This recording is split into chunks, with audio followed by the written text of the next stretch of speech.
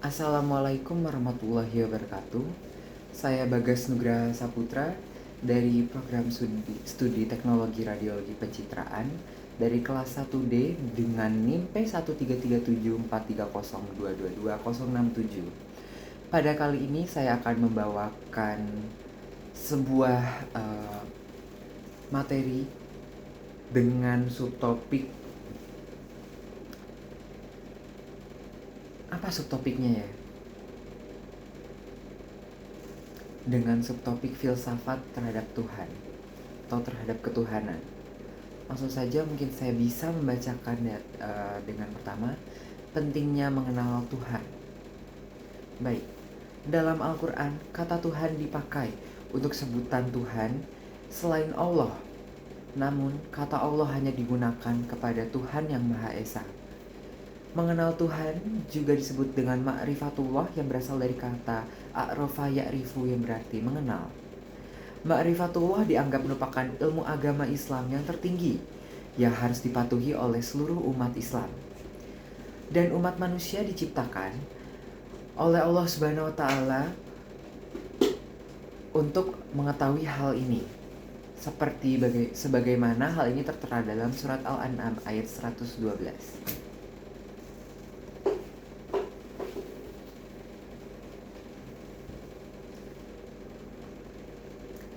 Yang memiliki arti, dan apakah orang yang sudah mati kemudian dia kami hidupkan dan kami berikan kepadanya cahaya yang terang, yang dengan cahaya itu dia dapat berjalan di tengah-tengah masyarakat manusia serupa dengan orang yang keadaannya berada dalam gelap gulita yang sekali-kali tidak dapat keluar daripadanya. Demikianlah kami menjadikan orang yang kafir itu memandang baik apa yang telah mereka pekerjakan. Keesaan Allah Subhanahu wa taala dapat dibuktikan dengan 3 bagian pokok, yaitu kenyataan wujud yang tampak, rasa yang terdapat dalam jiwa manusia, dan dalil-dalil logika. Hal ini dibuktikan dalam surah At-Toha ayat 14. Yang memiliki arti, sesungguhnya aku ini adalah Allah, tiada Tuhan yang hak selain aku, maka sembahlah aku, dirikanlah sholat untuk mengingatku. Dalam Al-Quran, dia pun bertanya, apakah kamu mengetahui ada orang yang sama dengan dia atau orang yang patut disembah, yakni Allah Subhanahu wa taala? Hal ini juga dibuktikan pada surat Al-A'raf ayat 172. Dan ingatlah ketika Tuhanmu mengeluarkan keturunan anak-anak Adam dari sulbi mereka, dan Allah mengambil kesaksian terhadap jiwa mereka, seraya berfirman, bukankah aku ini Tuhanmu? Mereka menjawab, betul, engkau Tuhan kami. Kami menjadi saksi,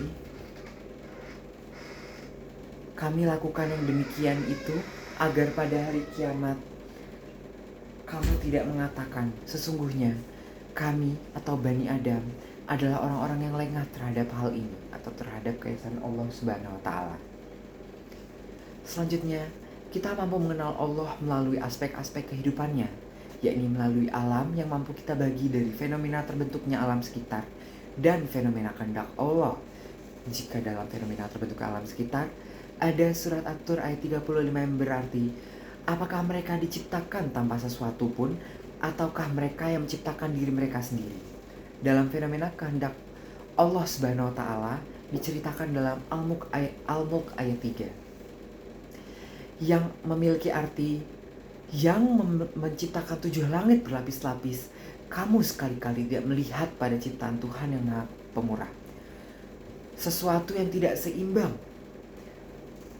Maka lihatlah berulang-ulang, adakah kamu lihat sesuatu yang tidak seimbang? Selanjutnya melalui kitab, ada pula keindahan Allah yang diceritakan dalam surat Al-Baqarah ayat 23. Dan jika kamu tetap dalam keraguan tentang Al-Quran yang kami wahyukan kepada hamba kami sendiri, buatlah satu surat saja yang semisal Al-Quran itu, dan ajaklah penolong-penolongmu selain Allah Subhanahu wa taala jika kamu memang orang-orang yang benar. Selanjutnya dalam pemberitahuan kepada Dan dari umat-umatnya di masa lalu, Al-Quran dan bagaimana bukti nyata dari sejarah Islam sebelum masa Rasulullah SAW.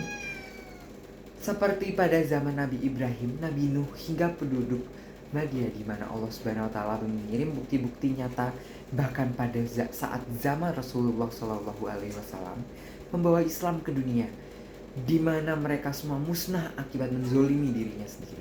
Tertulis dalam Al-Quran surat At-Taubah ayat 7 yang memiliki arti, bukankah datang kepada mereka berita penting tentang orang-orang yang sebelum mereka, kaum Nuh atas Samud, kaum Ibrahim, penduduk Madian, dan negeri-negeri yang telah musnah.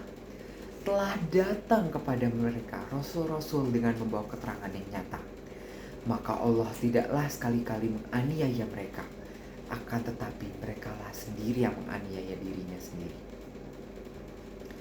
Lalu dalam Asmaul Husna juga disebutkan pada sebab Allah merupakan sebagai Al-Khaliq, yang berarti yang terdapat surat memiliki arti yang demikian itu adalah Allah Tuhanmu, pencipta segala sesuatu. Tiada Tuhan yang berhak disembah melainkan dirinya. Maka bagaimanakah kamu dapat dipalingkan?